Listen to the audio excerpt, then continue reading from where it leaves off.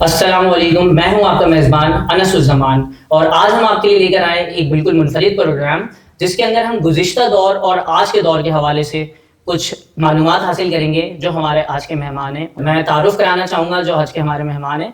सबसे पहले हमारे साथ मौजूद हैं डॉक्टर जाबिर हुसैन जो कि 1977 से अपने खिदमात अपने फ़राइज़ अंजाम दे रहे हैं इस शहर के अंदर बाखूबी।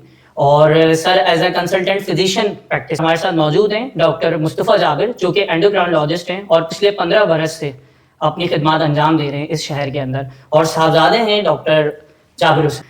हम अपने प्रोग्राम का बाकायदा आगाज़ करते हैं। हमारे मेहमानों से पहले मैं बात करना चाहूँगा, सर आप कैसे हैं, खैरियत से हैं? शुक्र अल्लाह। सर मैं बेहद मशकूर हूँ। आप वैसे ही सर काफ़ी बिजी डे होता है और आप लोगों ने इतने मसरूफियात के बायस हमारे लिए टाइम निकाला, हमारे नाजरीन के लिए ये टाइम निकाला। हम अपने प्रोग्राम का बाकायदा आगाज़ करते हैं और इसको थोड़ा सा आगे लेकर चलते हैं। सर मैं कुछ तस्वीर के ज़रिए इस प्रोग्राम का बाकायदा आगाज़ करेंगे और इसको आगे ले। सर सबसे पहले मैं सर आपसे जानना चाहूँगा सर, जैसे कि ये जो बिल्डिंग है सर, ये एक बहुत आप इस बिल्डिंग के बारे में सर क्या कहना चाहेंगे?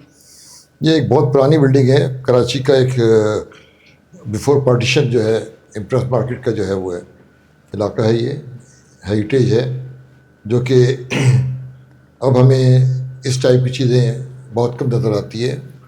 मल्टी स्टोरी बिल्डिंग बन जाती है, लेकिन ये एक हेरिटेज है, बहुत बड़ा एक ब्रिटिश ज़माने का एक वो है स्पॉट और कराची का एक बहुत ही इम्पोर्टेंट लैंडमार्क कह सकते हैं इसको आप।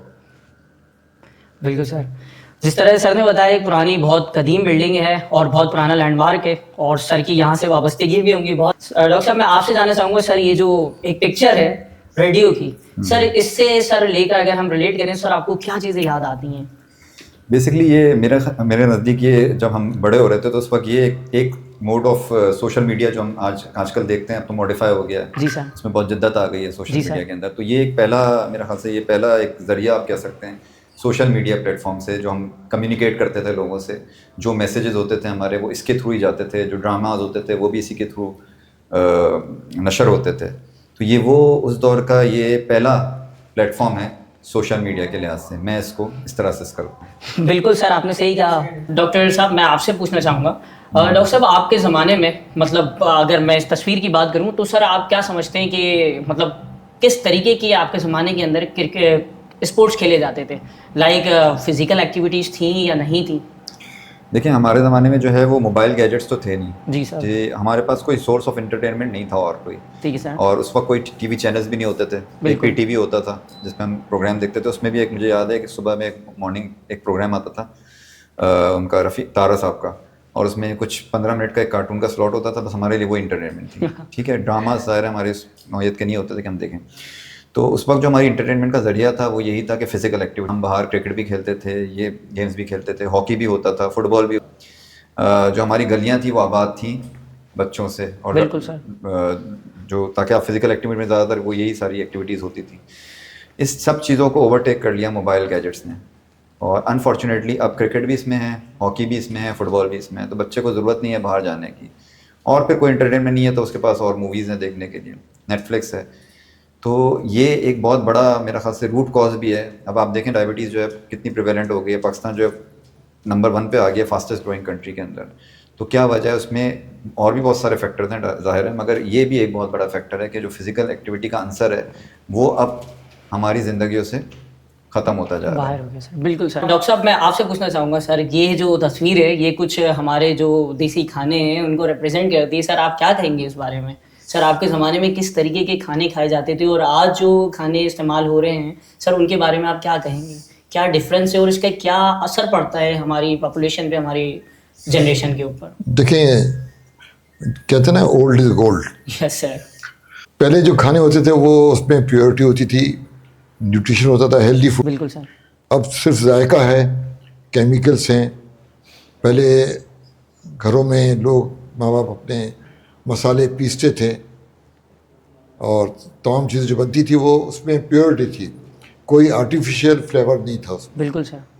उसका जायका तो अब ख़त्म हो चुका, मिला ही नहीं। अब तो लोग जायके पे आ गए हैं कि जंक फूड, फास्ट फूड उस पे आ गए हैं, जो कि जायका ज़रूर है लेकिन उसमें न्यूट्रिशन आपको कुछ नहीं है, बल्कि माइनस ज़्यादा है बहुत। बिल्कुल सर। आपकी हेल्थ के हिसाब से तमाम जो आजकल जो फूड है that is unhealthy, yes sir. You can say. Yes sir. Nutrition wise भी कुछ नहीं है इसमें, और हेल्थ वाइज भी सिर्फ जायका मिलता है आपको, टेम्पटेशन होता है आपको, और एडिक्शन होता है। तो आप पुराने खाने भूल चुके हैं। आप पहले तो आप घर में ही है, बाहर तो आपको पहले हमारे बचपन में या हमारी जवानी में बाहर के खाने का तो कोई मतलब क्वेश्चन पैदा होता ही था कि आप बाहर कुछ खाना खाएंगे जाके, जो कुछ खाना है आप घर में खाएंगे आप। बिल्कुल सर। तो ये बहुत बड़ा चेंज हो गया। वही बोलता पुरानी बातें, तो इसलिए मैं कहता हूँ बार बार कि जो पहली चीज़ें होती हैं हमेशा में we always remember the past, yes और सर। उसको याद करते हैं हमेशा। बहुत अच्छी बात करी है सर आपने।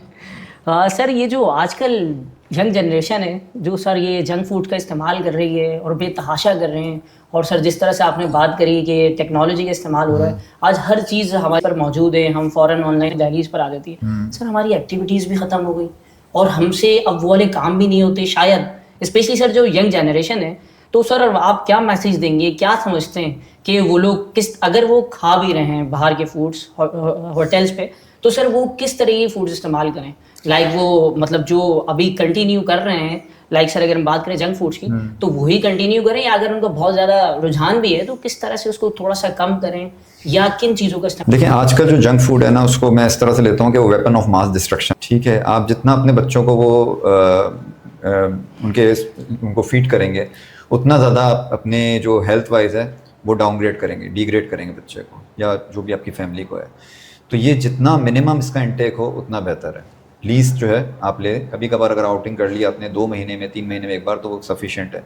अगर ये आप वीकली बेसिस पे करते हैं, क्योंकि आजकल गैस का बहुत किल्लत है, आपको मालूम है, तो लोग क्या प्रेफर करते हैं कि वो कहते हैं चलो बाहर तंदूर की रोटी ले आकर खा ली। अब तंदूर की रोटी में मैदे के अंसर जो है बहुत ज़्यादा है, मिकदार बहुत ज़्यादा है। चलो निहारी ले ली। बिरयानी हमारी ऐसी एक डिश है जो जब मेरे पास पेशेंट आते हैं तो हमसे पूछते हैं कितनी बार आप लेते हैं, तो मेजॉरिटी ऑफ द पेशेंट जो है वो कहते हैं हम वीक में 1 मरतबा लेते हैं। तो अब बिरयानी में क्या है, घी भी है, तेल भी है, तो ये सारी चीज़ें जो हैं ये भी हेल्थ वाइज हमें, हमारे मैदे को भी मुतासर कर रही हैं, गट को भी, और हमें और बीमारियों के लिए भी प्रोन कर। सर वो कौन से फ्रूट्स होने चाहिए जो पेशेंट जो है, स्पेशली सर जो डायबिटीज़ पेशेंट है, वो मतलब हर रूटीन में वो ले सकें? स्पेशली सर अगर हम बात करें सिर्फ आए सीजनल फूड की, सर वो कौन से फ्रूट्स होंगे जो वो सारा साल इस्तेमाल कर सकें, बेशक कुछ क्वांटिटी में कर सकें, लेकिन उनकी हेल्थ के लिए बड़ा बेनिफिशियल है? देखिए, ये डिपेंड करता है, हर फ्रूट का अपना एक ग्लाइसेमिक इंडेक्स होता है, ठीक है ना। कुछ फ्रूट्स हैं जिनका ग्लाइसेमिक इंडेक्स ये है कि वो कितनी तेज़ी से आपकी शुगर को बढ़ाता है। जिसका ग्लाइसेमिक इंडेक्स जितना कम होगा उतना वो कम शुगर को बढ़ाएगा, और जितना ज़्यादा ग्लाइसेमिक इंडेक्स होगा वो उतना ज़्यादा शुगर को तेज़ी से बढ़ाएगा। तो कुछ फ्रूट्स ऐसे हैं जो कि जिनका ग्लाइसेमिक इंडेक्स काफ़ी कम है, जैसे कि सेब है, अमरूद है, आड़ू है, मौसम्बी है, कीनू है, ये वो फल हैं जिनका जो ग्लाइसेमिक इंडेक्स है वो इतना ज़्यादा नहीं है। इसके बरक्स आम, अंगूर, केला, तरबूज, खरबूजा, इन सब चीज़ों का जो ग्लाइसेमिक इंडेक्स है वो बहुत ज़्यादा है। आप इनको ले सकते हैं, मगर इनको क्वांटिटी इसकी कम करके ले सकते हैं। जैसे हम कहते हैं हमेशा, जो पेशेंट्स अपने डायबिटिक पेशेंट को हम कहते हैं कि आप एक फल का इस्तेमाल करें। गर्मियों में अक्सर लोग क्या करते हैं कि ये इसके जूसेस लेकर बनाते हैं, तो जो भी आप जब भी आप उसको फ्रूट को लिक्विड फॉर्म में कन्वर्ट करेंगे, यानी आप उसका जूस बनाकर लेंगे, तो वही फ्रूट का जो ग्लाइसेमिक इंडेक्स जो कम था वो बढ़ जाएगा। तो इसीलिए हम रिकमेंड करते हैं कि आप किसी भी फ्रूट को लिक्विड फॉर्म में ना लें, और कोशिश ये करें कि आप एक फल का इस्तेमाल करें। वो फल जो ज़रा नुकसान कर सकते हैं, उसमें आम, अंगूर, केला और तरबूज, ये ऐसे फल हैं जो आपको जितना हो सके इससे आप बचें, अपने आप को बचाएं। ठीक है सर। अच्छा सर, अगर हम इस तस्वीर को देखें तो सर इससे ये पता चलता है कि सर ये वो मशरूब है जो कि पी के इंसान मदहोश भी हो जाता है, और ये हराम भी नहीं है। तो सर इस तस्वीर के बारे में आप क्या कहेंगे? सर ये जो पिक्चर है, आपके ज़माने में सर इन चीज़ों का इस्तेमाल कुछ ज़्यादा होता था, या आज के दौर में ज़्यादा होता है, या किसी और ड्रिंक्स पर हम चले गए? नहीं, हमारे ज़माने में अगर देखा जाए पास्ट में, तो आप जो बताएं, लस्सी है, सद्दू है, जी सर, ये उसकी क्वालिटी बहुत अच्छी होती थी अगर आप कंपेयर करें। अभी तो क्या है, लोग जस्ट लाइक पानी इस तरह पीते हैं ना, वैसे कोल्ड ड्रिंक पीते हैं। जितने जो है ड्रिंक्स आ गए हैं, तो उसमें आपको सिवाय एडिक्शन के कुछ नहीं है। सर इसका बहुत बड़ा एडवांटेज, डिसएडवांटेज है। मेजर उसमें 0% फ़ायदा है आपको, 100% नुकसान। ओह, मतलब 0% फ़ायदा आप कह रहे हैं सर? कुछ भी नहीं है, वेरी अलार्मिंग। बिकॉज ये कोल्ड ड्रिंक्स हैं, तो मतलब ये कि बच्चों को, मतलब उनकी हेल्थ, पहले तो बच्चे होते हेल्दी होते थे, खेलते थे, अब तो एक रूम में सिमट गए ना, और दुनिया पूरी आप कमरे में आ गई है। अब वो कोल्ड ड्रिंक बगैर काम चलता नहीं, वो जस्ट ऐसा पीते हैं जैसे पानी पी रहे हैं। तो it is of no use, बच्चों के लिए, सेहत के लिए भी, एडिक्शन भी है उससे, और हेल्थ वाइज उनको कुछ नहीं मिलता उससे। बिल्कुल सर, आपने लस्सी तो आप देखें, अभी भी आप देखो पंजाब चले जाओ लस्सी, लेकिन लस्सी की जो क्वालिटी है पहले होती थी वो अब नहीं रही, दूध की क्वालिटी अब वो नहीं रही जो पहले थी होती थी। बिल्कुल सर। और जिसको बोलते हैं पानी is the best drink. Drink अगर पानी आप पी ले आप, तो लोग पानी नहीं पीते जब तक प्यास ना लगे पानी की। बिल्कुल सर। सर दिन में कितने गिलास पानी पीना एक आम आदमी के लिए बेहतर है, आप क्या सजेस्ट करेंगे सर? ये डिपेंड करता है वेदर के ऊपर भी ना। अब ठीक है जैसे सर। हम कराची में रहते हैं तो आपको मालूम है यहाँ पे किस कदर गर्मी है, तो यहाँ पे तो मेरे नज़दीक 6 से 7 गिलास भी आपके लिए सफिशिएंट नहीं होते। और फिर फिजिकल एक्टिविटी भी आपकी क्या है, अगर एक मजदूर आदमी जो बाहर काम कर रहा है उसकी वाटर रिक्वायरमेंट ज़ाहिर है थोड़ी सी फ़र्क है, और एक आदमी जो अपने ऑफिस में बैठा हुआ है उसकी रिक्वायरमेंट थोड़ी सी फ़र्क है। तो एवरेज अगर आप मुझे कहें तो मैं कहूँगा कि 7 से 8 गिलास जो है ना पानी के आपको इस्तेमाल करने चाहिए। क्वांटिटी को मेजर करना ज़रा मुश्किल हो जाता है। जी जी जी। तो मैं तो ये खैर करता हूँ अपनी ओपीडी में कि मैं अपने पास 1.5 लीटर 2 लीटर की बोतल रखता हूँ, ताकि मुझे क्वांटिटी का अंदाज़ा हो जाए कि मैंने पूरे दिन में कितना वाटर कंज्यूम। Okay. और वो समहाउ अगर नहीं होता तो मैं उसको किसी तरह भी कोशिश करता हूँ कि पूरा कर सकूँ। तो ये हम कर सकते हैं, हमें क्वांटिटी भी देखनी है वाटर की कितनी ले रहे हैं, क्योंकि आप 2-3 गिलास, अक्सर लोग 2-3 गिलास पानी का इस्तेमाल करते हैं और वो कहते हैं कि ठीक है हमने काफ़ी पानी पी लिया, क्वांटिटी उनको मालूम ही नहीं होती है, तो ज़रूरत के तौर पे ले रहे होते हैं। तो आपको क्वांटिटी ऑफ वाटर अगर आप चाहते हैं कि आप हेल्दी रहें तो 6 to 7 गिलास एवरेज मैं आपको बताऊंगा कि जैसे। ये जो डॉक्टर साहब ने बात बताई है बड़ी इंपॉर्टेंट है, और डॉक्टर साहब खुद इसको प्रैक्टिस भी करते हैं, तो मेरे ख्याल से नाजरीन को हमारी ये बात देखनी होगी, समझनी होगी कि मतलब डॉक्टर साहब बता रहे हैं वो बॉटल भी रखते हैं और मेजर भी करते हैं। तो अगर हम मेजर नहीं भी कर पाते तो कम से कम कोशिश करें कि हमने जितना इनटेक करना है एक दिन में वाटर का, एटलीस्ट हम वहाँ तक उसको मीट करें रिक्वायरमेंट। सर ये जो आजकल कहाँ जगह जगह आप देखेंगे वॉल चॉकिंग होती है, जगह जगह लिखा होता है कुछ, हमारे बहुत सारे पेशेंट सर आप लोग के पास डेली ओपीडीज में आते होंगे जो बताते होंगे कि भाई शुगर से, भिंडी से शुगर का इलाज और इससे इलाज, क्या शुगर का इलाज किसी जड़ से ख़त्म हो सकते हैं अगर जिस्म में एक बार शामिल हो जाए? सर पहले आप बताइए सर, आप क्या कहते हैं? देखिए शुगर जो है ना वो आपकी एक बार हो जाए आपको तो कभी ख़त्म नहीं होती। इट इज़ नॉट कंट्रोलेबल, है क्यूरेबल नहीं है। ओके। तो ये आपको ध्यान रखना, जिस तरह ब्लड प्रेशर है वैसे शुगर है। बिल्कुल। और ये जो टोटके हैं जो वॉल चॉकिंग होती है, ये हमारे माशरे में पता है लोगों को कि लिटरेसी लेवल बहुत कम है, तो ये बहुत ही गलत चीज़ है। इसको गवर्नमेंट चाहिए इसको डिस्करेज करें, इससे लोग है ना मिसगाइड होते हैं बहुत ज़्यादा। ठीक है। एक बार आपको शुगर हो गई तो आपको परहेज करना है, मेडिसिन लेना है। बिल्कुल। लाइफ मेडिसिन कम हो सकती है आपकी, ख़त्म नहीं हो सकती, आपका परहेज ख़त्म नहीं हो सकता कभी। ठीक है सर। आपको शुगर को कट डाउन करना है, जो आपके डॉक्टर्स ने आपको बताया है जो डाइट, उसको आपको हमेशा फॉलो करना है। और ये कहना कि 5 दिन में शुगर ख़त्म हो जाएगी, 1 हफ्ते में ख़त्म हो जाएगी, ये सिवाय हिमाकत का और कुछ नहीं है। बहुत बहुत ज़बरदस्त बात करी सर ने। सर ये जो बताया जाता है करेले से शुगर ख़त्म हो सकती है, भिंडी से या वॉटेवर किसी और चीज़ से, सर आपकी क्या इस बारे में राय होगी? नहीं, अगर ऐसा होता है तो मैं तो कहता हूँ बहुत अच्छी बात है। अगर ये 5 दिन में कोई शुगर ख़त्म कर रहा है तो इसको जो है ना गवर्नमेंट लेवल पे जो है ना प्रमोट करें इस आदमी को। उसकी वजह ये है कि पाकिस्तान जो है इस वक्त फास्टेस्ट ग्रोइंग कंट्री बन चुका है, हम माशाल्लाह पहले नंबर पे आ गए हैं, तो अच्छी बात है हम किसी चीज़ में आगे बढ़ रहे हैं। और अगर ये है तो मैं तो कहता हूँ कि ज़रूर इंसाफ से रब्ता करें, जो इनको बाकायदा उठाया जाए और उनको लाया जाए और मीडिया पे लाकर इनसे तरकीब पूछी जाए कि ये किस तरह से 5 दिन में इलाज कर रहे हैं, क्योंकि फिर इनको हम बाहर भी भेज सकते हैं और इनको हम एक्सपोर्ट करके अमेरिका और यूके और इंडिया में भी शुगर का इलाज करवा सकते हैं, अगर ये फैक्ट है तो। बिल्कुल सर। तो इसको मजाक में ही लिया जाए मैसेज को, ऐसा ना हो कि ऑडियंस हमारी सीरियस ले लें, तो ऐसा नहीं है पॉसिबल।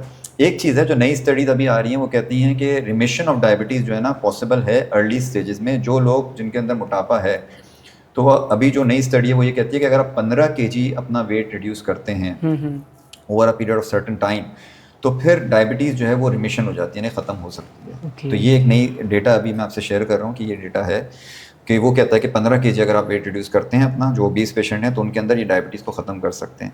आप इसको थोड़ा सा पीछे ले जा सकते हैं, ठीक है, मगर इसको टोटली ख़त्म करना ज़रा मुमकिन नहीं है, पॉसिबल नहीं है। तो आप इसको थोड़ा सा ये कर सकते हैं कि उसकी जो प्रोग्रेशन है ना डायबिटीज़ को, उसको होल्ड ऑन कर सकते हैं। ओके, मतलब विद योर लाइफस्टाइल एंड जी सर मेडिकेशन। सर मतलब आप बता रहे हैं ये ट्रीटमेंट है बट ख़त्म नहीं हो सकती। ख़त्म नहीं हो सकती। ये कोई ऐसे सर सजेशंस आपकी हों जो हमारे नाजरीन के लिए, वो किन चीज़ों का ख़ास ख्याल रखें जिनसे वो अपनी शुगर, अगर उनको हो गई है तो वो उससे बच सके, और अगर वो शुगर के करीब हैं तो वो पहले ही उन चीज़ों का एहतियात करके वो उससे बच जाएं।